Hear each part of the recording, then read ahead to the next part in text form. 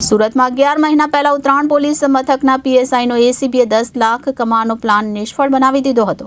Uttarayan police મથકના PSI ટી.કે. ચોસલા દ્વારા police મથકમાં આવેલા જાણવાજોગ ફરિયાદની તપાસમાં ફરિયાદી ઉપર ગુનો દાખલ ન કરાવવા બાબતે 10 લાખ રૂપિયાની લાંચ માંગી હતી, જે બાબતે ફરિયાદી એસીબી ઓફિસમાં ફરિયાદ કરતા વડોદરા એસીબીની ટીમે છટકું ગોઠવીને પીએસઆઈના વચેટિયાની 10 લાખ રોકડા લેતા રંગે હાથ ઝડપી પાડ્યો હતો।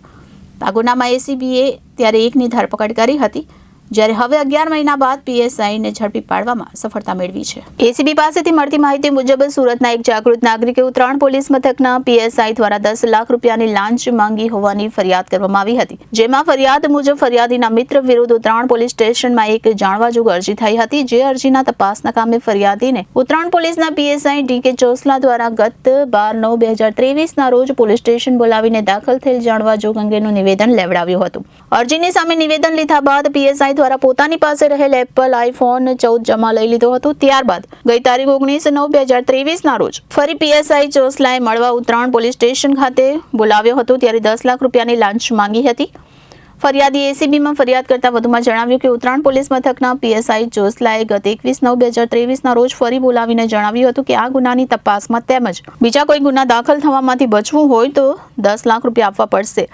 ત્યારે પીએસઆઈ ટી.કે. ચોસલાને લાંચના નાણાં આપવા ઈચ્છતા ન હોવાથી એસીબીમાં ફરિયાદ કરી હતી, તો એસીબીમાં પીએસઆઈએ માંગેલી લાંચની ફરિયાદને આધારે વડોદરા એસીબી ટીમ આજ રોજ લાંચ સામે છટકાનું આયોજન કર્યું હતું। આ દરમિયાન ફરિયાદી 10 લાખ રૂપિયા લઈને આવ્યો, ત્યારે પીએસઆઈના નિલેશ ભરવાડ અને પિયુષ રોય નામના બે વચેટિયા રૂપિયા લેવા આવ્યા હતા, જેમાંથી નિલેશ ભરવાડને એસીબીની ટીમ ત્યાં હાજર હોવાની જાણ થતા તે ઘટના સ્થળ પરથી ભાગી છૂટ્યો હતો, જ્યારે અન્ય એક વચેટિયો પિયુષ રોય 10 લાખ રૂપિયાની લાંચ લેતા રંગે હાથ ઝડપાઈ ગયો હતો। એસીબીના છટકામાં તે સમયે પોલીસે પીએસઆઈને એક વચેટિયાને ઝડપી પાડ્યો હતો, જ્યારે ઝડપાયેલ પિયુષ રોય પાસેથી પીએસઆઈ દ્વારા લાંચના 10 લાખ રૂપિયા લેવાનું રેકોર્ડિંગ પણ મળી આવ્યું હતું, જેને આધારે એસીબીની ટીમ ઉત્તરાયણ પોલીસ મથકના પીએસઆઈની પણ ધરપકડ કરવાના ચક્રો ગતિમાન કર્યા હતા। તો 11 મહિને એસીબીએ પીએસઆઈ ચોસલાને ઝડપી પાડ્યો હતો। Bureau report Janadesh news, Surat.